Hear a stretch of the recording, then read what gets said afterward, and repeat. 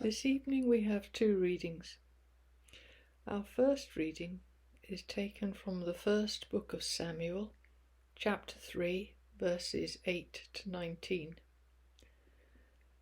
As some of you will have already heard this reading last Sunday, we're coming in part way through the story when the boy Samuel has already heard a voice calling him 2 times.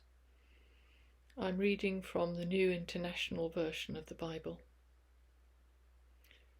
Listen now for the word of the Lord. A third time the Lord called, "Samuel." And Samuel got up and went to Eli and said, "Here I am. You called me." And then Eli realized that the Lord was calling the boy. So Eli told Samuel, "Go and lie down, and if he calls you, say, 'Speak, Lord, for your servant is listening.'" So Samuel went and lay down in his place.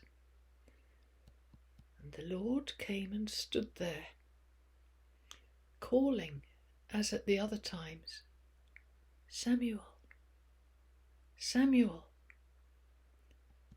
And then Samuel said, "Speak, Lord, for your servant is listening." And the Lord said to Samuel, "See, I am about to do something in Israel that will make the ears of everyone who hears about it tingle. At that time I will carry out against Eli everything I spoke against his family from beginning to end. For I told him that I would judge his family forever because of the sin he knew about. His sons blasphemed God, and he failed to restrain them. Therefore I swore to the house of Eli, the guilt of Eli's house will never be atoned for by sacrifice or offering."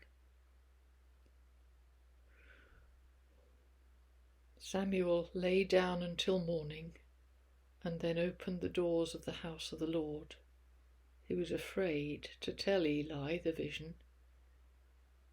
But Eli called to him and said, "Samuel, my son." And Samuel answered, "Here I am." "What was it he said to you?" Eli asked. "Do not hide it from me. May God deal with you, be it ever so severely, if you hide from me anything he told you." So Samuel told him everything, hiding nothing from him. And then Eli said, "He is the Lord.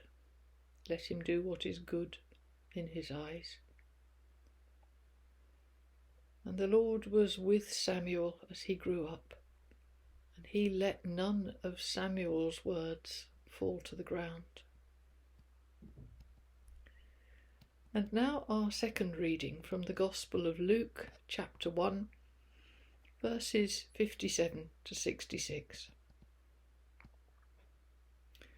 When it was time for Elizabeth to have her baby, she gave birth to a son. Her neighbours and relatives heard that the Lord had shown her great mercy, and they shared her joy. On the 8th day they came to circumcise the child, and they were going to name him after his father, Zechariah. But his mother spoke up and said, "No, he's to be called John." And they said to her, "There's no one among your relatives who has that name." Then they made signs to his father to find out what he would like to name the child, and he asked for a writing tablet. And to everyone's astonishment, he wrote, "His name is John." Immediately his mouth was opened and his tongue set free, and he began to speak, praising God.